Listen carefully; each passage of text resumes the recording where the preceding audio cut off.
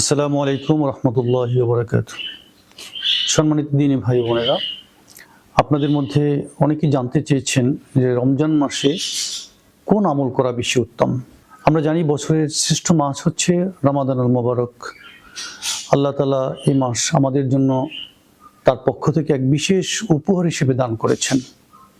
এই মাসে সবচেয়ে যে কাজটি বেশি করতে হবে সেটি হচ্ছে কোরআনে কারীম তেলাওয়াত করা, কেননা এই মাসেই কোরআনে কারীম নাজিল হয়েছে। তাই যত বেশি পারি আমরা কোরআনে কারীম তেলাওয়াত করব এবং কোরআনে কারীম তেলাওয়াতের মাধ্যমে আল্লাহর সান্নিধ্য অর্জনে সচেষ্ট হব। এছাড়া এই মাসটিতে রাসূল পাক সাল্লাল্লাহু আলাইহি ওয়াসাল্লাম সবচেয়ে বেশি যে কাজটি করতেন, কোরআনে কারীমের পরই দান সদকা করতেন। যেমন আমরা জানি হযরত জিবরিল আমিন রাসূল পাক সাল্লাল্লাহু আলাইহি ওয়াসাল্লামকে রমজানুল মোবারকেই কোরআনে কারীম তেলাওয়াত করে শোনাতেন। রাসূল পাক সাল্লাল্লাহু আলাইহি ওয়াসাল্লাম জিবরিল আমিনকে শোনাতেন। আর রাসূলের একটি অভ্যাস ছিল, রমজান যখন আসতো তখন তিনি সবচেয়ে বেশি দান সদকার পরিধি এবং পরিমাণ বাড়িয়ে দিতেন। তাই আমাদেরও কাজ হবে এই মাসে আমরা একটু বেশি দান সদকা করব। আমরা অনেকেই জাকাত দিই, তবে জাকাতের পাশাপাশি নফল সদকা, বিশেষ করে আমার আত্মীয় প্রতিবেশী অথবা দরিদ্র, মসজিদ, মাদ্রাসা, ইয়াতিম, মিসকিন এদের প্রতি আমার দানের পরিমাণটা বাড়িয়ে দেব।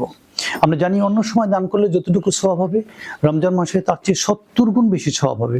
আর এ মাসে আমরা তারাবির নামাজ নিয়মিত আদায় করব।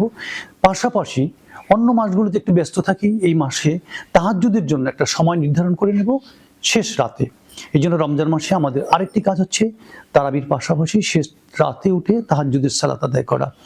আমরা নিজেরা ইফতার করব, পাশাপাশি অন্যদেরকে ইফতার করাবো, কেননা রাসূল পাক সাল্লাল্লাহু আলাইহি ওয়াসাল্লাম বলেছেন যে ইফতার করালো অন্য কাউকে, যাকে করালো সে সারাদিন রোজা রেখে যে সওয়াব পেল, যিনি ইফতার করালেন আল্লাহ তাআলা তার সমপরিমাণ সওয়াব তার আমলনামায় লিখে দেবেন। সুবহানাল্লাহি ওয়া বিহামদিহি সুবহানাল্লাহিল আযীম। তাই আমরা সবসময় মনে রাখবো, যতটুকু পারি একটা খেজুর দিয়ে হলেও আরেকজন ভাইকে ইফতার করানোর চেষ্টা করব। আর নিজেকে পরিশুদ্ধ করার জন্য এই মাসে আরেকটি কাজ করতে হবে, সেটি হচ্ছে ইস্তেগফার পাঠ করতে হবে। যত বেশি ইস্তেগফার পাঠ করতে পারবো, তত নিজেকে আমি একজন ক্ষমাপ্রাপ্ত বান্দা হিসেবে আল্লাহর কাছে প্রতিষ্ঠিত করতে পারবো। অনেক গুনাহ হয়ে গেছে বিগত 11টি মাস, এই জন্য ইস্তেগফারের পাশাপাশি তাওবা করব, কেননা রাসূল পাক সাল্লাল্লাহু আলাইহি ওয়াসাল্লাম ঘোষণা করেছেন আত-তাইবু মিনায যামবি কামা লা যামবা লা, যে তওবা করলো সে তো এমন হয়ে গেল যেন তার কোনো গুনাহই রইল না। রমজান আসলে মূলত আল্লাহ আমাদের গুনাহমুক্ত করার জন্যই তো দিয়েছেন। এই জন্য আমরা ইস্তেগফারের পাশাপাশি জিকির আজকার করব। শেষ 10 দিনে যদি পারি ইতিকাফ করব, লাইলাতুল কদর তালাশ করার চেষ্টা করব, কেননা রাসূল পাক সাল্লাল্লাহু আলাইহি ওয়াসাল্লাম ঘোষণা করেছেন মান সামা রমাদানা ঈমানান ওয়া ইহতিসাবান গুফিরা লাহু মা তাকদ্দামা মিন যামবিহি ওয়া মান ক্বামা লাইলাতুল কদরি ঈমানান ওয়া ইহতিসাবা গুফিরা লাহু মা তাকদ্দামা মিন যামবিহি। রমজানের 30টা রোজা রাখলে যেমন গুনাহ মাফ হয়ে যায়, ঠিক তেমনি ভাবে লাইলাতুল কদর যদি কেউ পেয়ে যায়, আল্লাহ তাআলা তাকে গুনাহ মুক্ত করে ফেলেন। আসুন আমরা একটি কাজ অবশ্যই করব, সেটা হচ্ছে জামাতের সালাত ত্যাগ করব না। অন্যান্য মাসে হয়তো আমি জামাতের সালাত আদায় করতে পারিনি, একটু প্রতিজ্ঞাবদ্ধ হই আমরা এই মাসটিতে অবশ্যই 5 ওয়াক্ত সালাত জামাতের সাথে আদায় করব।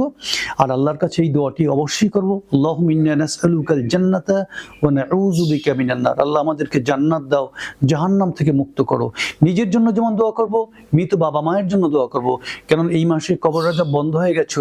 বিশেষ করে আল্লাহর কাছে বলবো, আল্লাহ আমার বাবা, আমার মা, আমার আত্মীয় স্বজন যারা দুনিয়া থেকে চলে গেছে, কিয়ামত পর্যন্ত তাদের কবর আযাব তুমি বন্ধ করে দাও। পাশাপাশি আমাদের যে কাজটি করতে হবে, 5 ওয়াক্ত সালাতের পূর্বে অবশ্যই আমরা মেসওয়াক করব, কেননা যত বেশি দাঁত পরিষ্কার রাখবো তত বেশি বেশি ফেরেশতাদের দোয়া আমরা অর্জন করতে পারবো। রাসূল পাক সাল্লাল্লাহু আলাইহি ওয়াসাল্লামের ঘোষণা, লাউলা আশুক্কা আলা উম্মতি লামারতুহুম বিসওয়াকি ইনদা কুল্লি উযুইন, যদি আমার উম্মতের উপরে কষ্ট মনে না করতাম, প্রত্যেক ওযুর পূর্বে অর্থাৎ প্রত্যেক সালাতের পূর্বেই আমি তাদেরকে মেসওয়াক করার নির্দেশ দিতাম। আসুন আমরা রাসূলের সেই নির্দেশটা রমজান মাসে একেবারে আমরা নিজেদের জন্য অভ্যাসে পরিণত করে নিই, ইনশাআল্লাহ আমরা চেষ্টা করলে পারবো। পাশাপাশি আরেকটি কাজ করব, অনর্থক কথা বলবো না। আল্লাহ বলছেন, মা ইয়ালফিজু মিন কাউলিন ইল্লা লাদাইহি রাকিবুন আতীদ। কোনো কথা যখন আমি বলে ফেলি, এই কথাটা ফেরেশতা কিন্তু লিখে রাখেন। অতএব সেই রক্ষণশীল ফেরেশতা আমার জন্য কোনো বাজে কথা আমার মুখ থেকে বের না হয়, সেদিকে আমি অবশ্যই খেয়াল রাখবো। আরেকটি কথা হচ্ছে, মানুষের সাথে হাসি মুখে কথা বলবো। সর্বশেষ যে কথাটি বলবো, প্রিয় সুধী, প্রিয় দিনী ভাই বোনেরা, আমাদের সবচেয়ে বেশি কাজটি করতে হবে, আমরা সকলের সাথে ভালো ব্যবহার করব। সকলের সাথে কেউ যদি আমাকে গালি দেয়, আমি তার সাথে গালির উত্তরে গালি দিব না। রাসূল পাক সাল্লাল্লাহু আলাইহি ওয়াসাল্লাম বলেছেন, ফাইনসাবাহু ওয়া কাতালাহু ফালইয়াকুল ইন্নী ইমরুউন সাইমুন। কেউ যদি আমাকে গালি দেয়, কেউ আমাকে কটাক্ষ করে, রূঢ় কথা বলে, আমি বলবো, ভাই আমি তো রোজাদার। এর মাধ্যমে আমরা একটা সুন্দর পরিবার গঠন করতে পারবো। ব্যক্তি জীবন, পারিবারিক জীবন, সামাজিক জীবন সুচারুরূপে পরিচালিত করার জন্য রমজানের কোনো বিকল্প নেই। আল্লাহর কাছে যেমন বিগত 2টি মাস দোয়া করেছি, আল্লাহুম্মা বারিক লানা ফি রজবা ওয়া শাবানা ওয়া বাল্লিগনা রমাদান। আল্লাহ রজব মাস এবং শাবান মাসে বরকত দাও, রমজান পর্যন্ত আয়ু বাড়িয়ে দাও। আল্লাহর কাছে প্রশংসা করি, শুকরিয়া করি, আল্লাহ আমাদেরকে রমজান পর্যন্ত আয়ু বাড়িয়ে দিয়েছেন। রমজানের হক আদায় করি, জীবন সুন্দর হবে আল্লাহর কাছে কায় মনোবাক্যে। সেটাই হোক আজকের প্রার্থনা। জীবন হোক সুন্দর, পরিবার হোক সুন্দর, জান্নাতি পরিবার নিয়ে দুনিয়ায় যেমন থাকবো, পরকালেও যেন একসাথে আবার জান্নাতের মেহমান হয়ে থাকতে পারি, আল্লাহর কাছে সেটাই প্রার্থনা। আমিন সুম্মা আমিন। আসসালামু আলাইকুম ওয়া রাহমাতুল্লাহি তাআলা ওয়া বারাকাতুহু।